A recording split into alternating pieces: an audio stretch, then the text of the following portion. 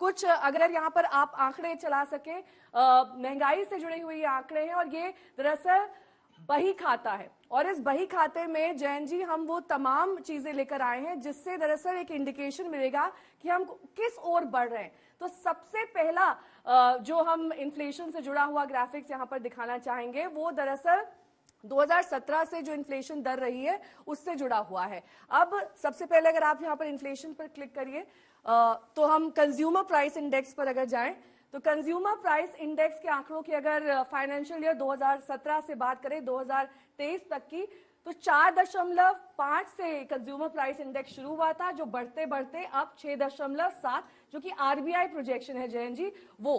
तो क्या ये जो कोविड के 3 साल रहे उसका असर है या फिर ग्लोबली जिस तरीके के रिसेशन की बात हो रही है उससे कंज्यूमर प्राइस इंडेक्स पर यह असर है? क्योंकि एक आम भाषा में अगर आप हमारे दर्शकों को समझा सके कि महंगाई दर किन किन चीजों से प्रभावित हो रही है। आपने बिल्कुल सही कहा नेहा जी। देखिए, कोविड के पहले महंगाई का दर जो हम लोग चाहते हैं कि वो किसी भी हालत में 6% से कम रहे, रिजर्व बैंक ऑफ इंडिया जो है उसको खास आदेश दिया गया है सरकार के द्वारा कि आप महंगाई को 4 से 6% के बैंड में रखें।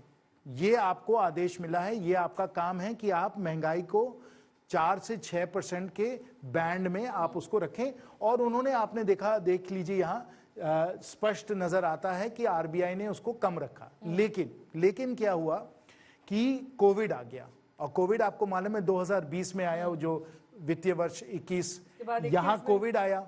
फिर हम लोगों ने थोड़ा कोविड में कंट्रोल हम लोग लाए, फिर हम लोग उसको घटाने लगे, लेकिन फिर उसमें यूक्रेन का युद्ध आ गया। और यूक्रेन को युद्ध में फिर एक बार मैं कहना चाहूंगा आप लोगों को, प्लीज आप इसको समझिए कि यूक्रेन के युद्ध के कारण जो कच्चा तेल है उसके विश्व के बाजार में बहुत बड़ी एक अस्थिरता आई, बहुत बड़ा एक झटका लगा, क्योंकि रूस जो है वो विश्व में एक टॉप प्रोड्यूसर है क्रूड ऑयल का, और वो रूस का जो तेल था वो विश्व के बाजार में नहीं आ पाया। तब आपने देखा होगा कि जो $80 पर बैरल था वो 100 हो गया। और जैसे मैंने कहा कि एक बहुत बड़ा ड्राइवर है इन्फ्लेशन का और बहुत बड़ा एक स्रोत है महंगाई का, वो तेल का भाव होता है। तेल का भाव बढ़ा और वो इस कारण बढ़ा। चलते चलते अगर जैन जी आप कोई और आंकड़े यहाँ पर लेना चाहें जो इस महंगाई से जुड़े हुए हों, तो हम यहाँ पर दिखाना चाहेंगे जीडीपी ग्रोथ। एक बार आप समझ लीजिए कैसे विकास दर जिसके दम पर हम ये कहते हैं कि हमें $500 ट्रिलियन की इकोनॉमी बनानी है, क्या वो सपना साकार हो पाएगा जैन जी? ये बहुत ही एक महत्वपूर्ण एक ये चार्ट है जिसको सब लोगों को समझने की जरूरत है। मैंने पहले ही आप लोगों को बताया कि अर्थव्यवस्था का जो उत्पादन होता है, यानी हम लोग मिलजुल कर सब जो काम करते हैं, चाहे वो स्कूल में काम हो रहा है, कॉलेज में काम हो रहा है, चाहे वो फैक्ट्री में काम हो रहा है, दुकान में काम हो रहा है, इन सब चीजों को कुल मिलाकर जो हम लोग देखें, उसका उत्पादन देखें, तो वो आज के समय 250 लाख करोड़ 258 लाख करोड़ के आसपास है। लेकिन उसमें बढ़ोतरी होती रहती है, हर वर्ष वो बढ़ता चला जाता है। और ये जो आपका ग्राफ है ये आपको दिखा रहा है कि हर वर्ष वो कितना बढ़ा है। तो जीडीपी जो है आप देख रहे हैं कितनी अच्छी तरीके से बढ़ती चली गई। लेकिन 21 में कोविड के संकट के कारण जो महामारी कोविड की आई, जो विश्व में पूरे जगह विश्व में बहुत बड़ी एक महामारी आई, और 100 साल के बाद स्टूडेंट्स 100 साल के बाद इतनी बड़ी एक महामारी आई, और इस कारण हम लोगों को -6.6% जो जीडीपी का जो ग्रोथ रेट था वो घटा।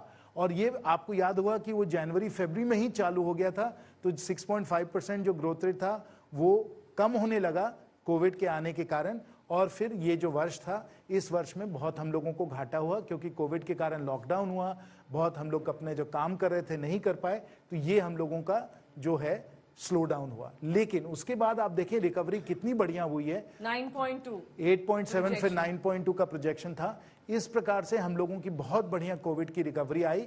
और जो हम लोगों को घाटा कोविड के समय हुआ, वो हम लोगों ने जो फिस्कल सपोर्ट, जो हम लोगों को वित्तीय जो सहयोग देना था, जो हम लोगों को राहत देनी थी, वो सब हम लोगों ने कर के हम लोगों ने अर्थव्यवस्था को फिर रेल के पटरी पे हम लोग लाकर तेजी से अब चला रहे हैं। बहुत बहुत शुक्रिया जयंत जी, क्योंकि बहुत ही सरल और आसान शब्दों में यहाँ पर हमारे मास्टर जी ने हमें ये समझाया कि कैसे सरकार का योगदान अर्थव्यवस्था में होता है, किस तरीके से महंगाई को बेहतर तरीके से समझा जा सकता है, किन चीजों से उसको जोड़ा जा सकता है और आने वाले भविष्य में बजट का कितना योगदान होता है, ये बेहद आसान तरीके से आज हमने जयंत सिन्हा की क्लास में समझा।